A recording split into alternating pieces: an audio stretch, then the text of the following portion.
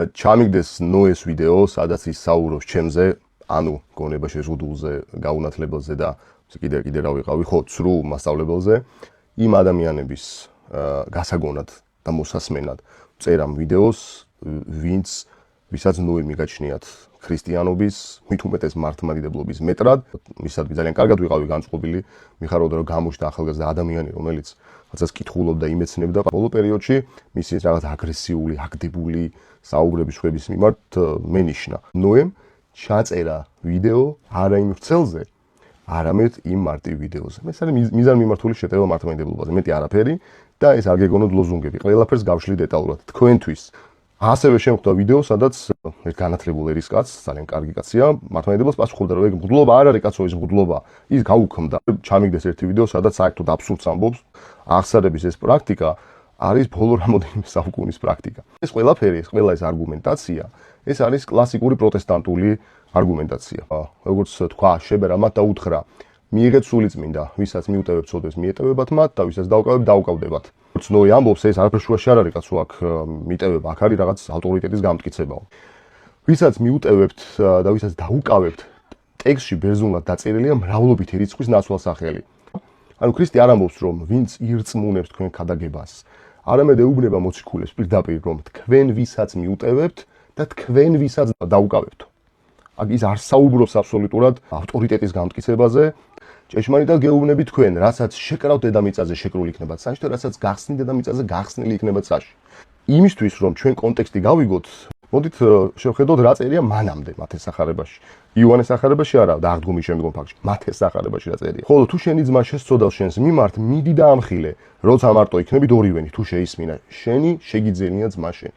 ხოლო თუ არ შეისმინა, მიიყვანე ერთი ან ორი კაცი, რათა ორი თუ სამის მოწმის პირით დადასტურდეს ყოველი სიტყვა. და თუ არც მათსას შეისმენს უთხარი ეკლესიას, ხოლო თუ არც ეკლესიისას შეისმენს, მაშინ იქნება შენთვის როგორც მებაჟი ან წარმართი. ჭეშმარიტად გეუბნებით თქვენ, რასაც შეკრავთ მიწაზე, შეკრული იქნება ცაშიც და რასაც გახსნით მიწაზე, გახსნილი იქნება ცაშიც. ნახეთ, აქ აბსოლუტურად არავითარ კავშირში ნოეს კონტექსტი არ არის, აქ პირდაპირ ეკლესიის ხელმწიფებაზე, პასუხისგებლობაზე მოდი ესე ვთქვათ, რომ როდესაც ადამიანებს ერთმანეთში დავამოუვიდათ და ვეღარ აგვარებენ, მარტივად ვთქვათ, მიდიან ეკლესიაში და ეკლესიისა უნდა შეისმინოს. ხედავთ?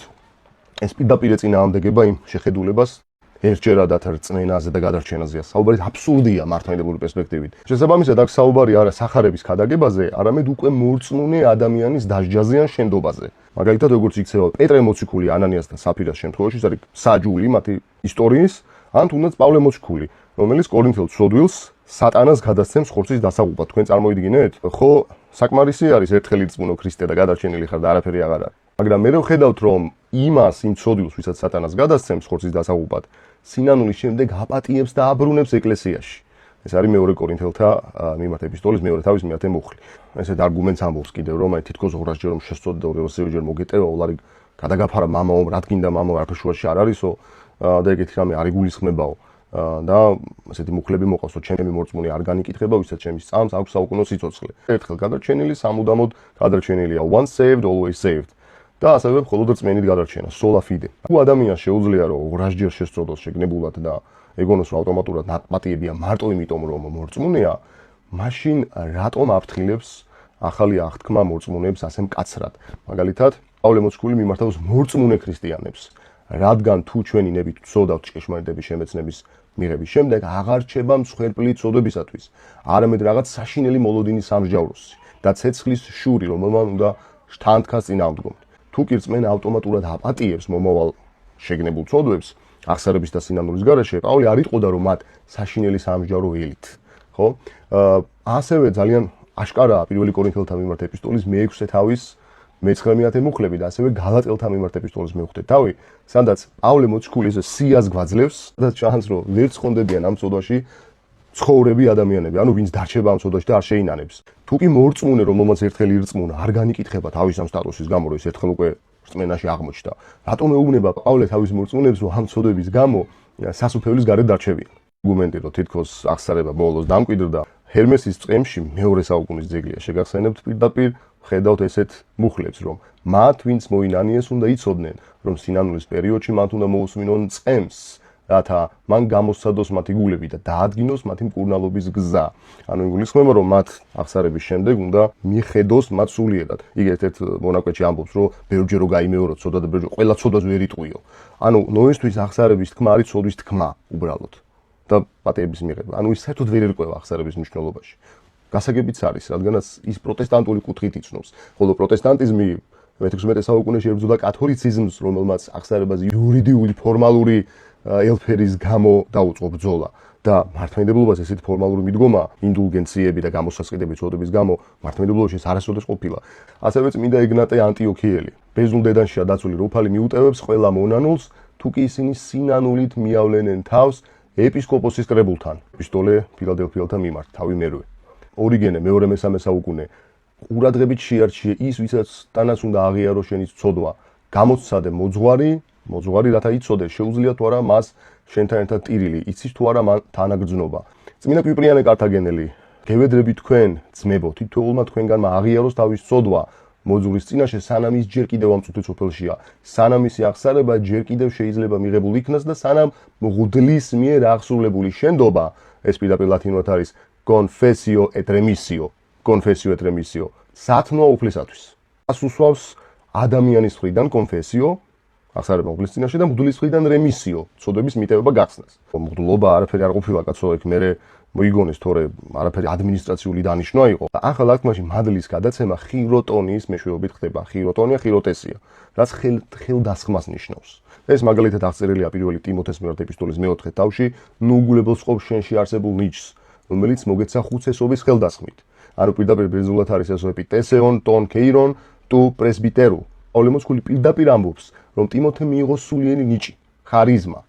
ამ ფიზიკური აქტის შედეგად ეს არ არის რაღაც ადმინისტრაციული თანამდებობა. ამ ებრაელთა მიმართ ეპისტოლეში ნახეთ რა წერია მეშვიდე თავში, რადგან მღვდლობის შეცვლით აუცილებელია რჯულის შეცვლას. ანუ ეს პირდაპირ არის ბერძნული ანალოგი ამისა. მეტატითემენის ნიშნავს ტრანსფორმაციას, სხვა ფორმაში გადასვლას და არა გაუქმებას. მღვდლობა შეიცვალა და არა გაუქმდა. მინდა რომ ადრეული მამების მოწმობებიც მოვიყვანო, რომლებიც მღვდლობაზე საუბრობენ. ეგნატე ანტიოქიელი, როგორც ვახსენეთ, წეგანაც ღმერთ შემოსილი, მხოლოდ ის ევქარისტია ჩაითვალოს ნამდვილად, რომელიც აღესრულება ეპისკოპოსის მიერ.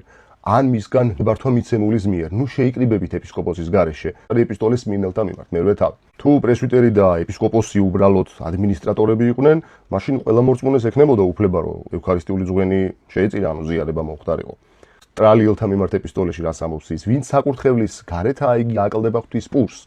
ასევე წმინდა კლიმენტი რომაელი გასაგებად ამბობს, რომ ეს არ არის ადმინისტრაციული დანიშვნა. მას მოყავს პირდაპირ ძველი აღთქმიდან მაგალითები. წმინდა კლიმენტი რომაელი შეგახსენებთ, პავლე მოციქულის თანამოღვაწეა და მღვდელმთავარს თავისი საკუთარი ლიტურგიები მრავლობით რიცხვში აქვს დაკისრებული. მღვდლებს თავისი საკუთარი ადგილი აქვთ მიჩენილი, ლევიტელებს თავის მოვალეობანი, ხოლო ერისკაცი საერო ცნებებითაა შეკრული. ეს არის პირველი ეპისტოლე კორინთელთა მიმართ. ძველი აღთქმის და ახალი აღთქმის ანალოგიები აქვს. ანუ შეპირისპირებული აქვს, როგორც ძველ აღთქმაში იყო, ასევე ახალ აღთქმაში შეპირისპირებას აკეთებს. თუ გაუქმდა, რანაირად პირისპირებს ისინი ერთმანეთს, ხო? ასევე საინტერესოა წმინდა იუსტინე ფილოსოფოსი მარტვილი. ახალი წელთაღრიცხვით 165 წლები. პირდაპირ ამბობს წმინდა ზიარებაზე, ვინ არის მისი მიღების ღირსი. ეს საკვები ევქარისტია.